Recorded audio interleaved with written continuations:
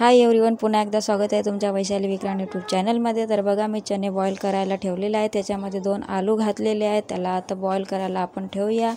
आणि बघा, गॅस पण ओपन केलेले आहेत। आता चणे शिजून तयार झालेले आहेत। त्याच्या साईडला आलू पण शिजून तयार झालेले आहेत। मी घेतलेले आहेत मसाले। तर बघा, मसाल्यामध्ये काय काय घेतले आहेत मी। मिरची पावडर, मसाला, धनिया पावडर, मीठ आणि बघा, मी ऑइल घातलेले आहे। ऑइलमध्ये जिरा घातला, त्याच्यामध्ये मसाले घातले आहेत पूर्ण भिजवून।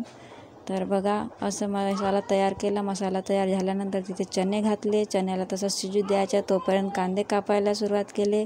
तर बघा, इकडे चणे पण शिजून तयार आहेत मसाल्यामध्ये आणि इकडे काकडी पण काटत आहेत। तर बघा, काकडी पण काटून झाले, टमाटर काटून झाले, कांदे कापून झाले आणि आलू पण कापून होत आहेत।